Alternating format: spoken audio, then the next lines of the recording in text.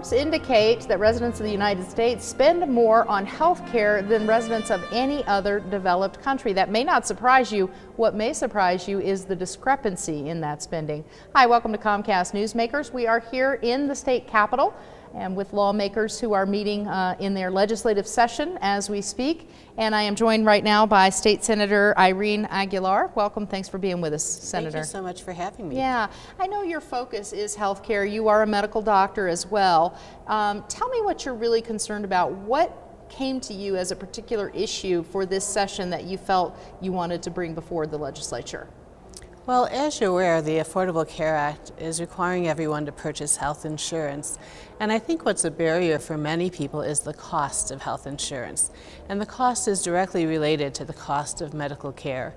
As you mentioned, the United States spends more than any other developed nation in the world on health care, and yet we're the only country that does not guarantee access to health care for everyone in our country. There was a report done last September of 2012 by our Institute of Medicine that estimated that we waste 30% of our $2.7 trillion, or $765 billion, on unnecessary costs in healthcare.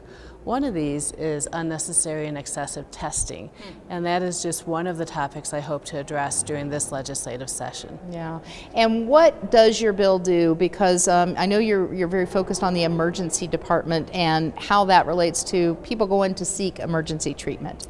One thing I think people don't realize is how much more expensive it is to be seen in an emergency room than in their doctor's office or even in an urgent care center. You know, many grocery stores have urgent care centers now. Well, emergency rooms historically were established as part of hospitals to help us increase care for people with heart attacks, strokes, motor vehicle accidents, and in fact they've contributed dramatically to the increased life expectancy we see in our country. Unfortunately, as we experience a shortage of primary care providers, people have insurance but no doctor to go see. And sometimes when they're feeling sick, they think, well, I'm just going to go to the emergency room because I feel sick. When they get their bill, they're quite shocked. A visit to a doctor might cost, say, $100. A visit to an emergency room will frequently be $1,000. And that dramatic increase is because emergency rooms are paid an additional fee to help them support the hospital being there 24 hours a day, 7 days a week, to care for them if they are having that heart attack or stroke. And so we need a couple of things. We need more providers available, primary care frontline providers, to help people who have insurance to get the right care in the right location.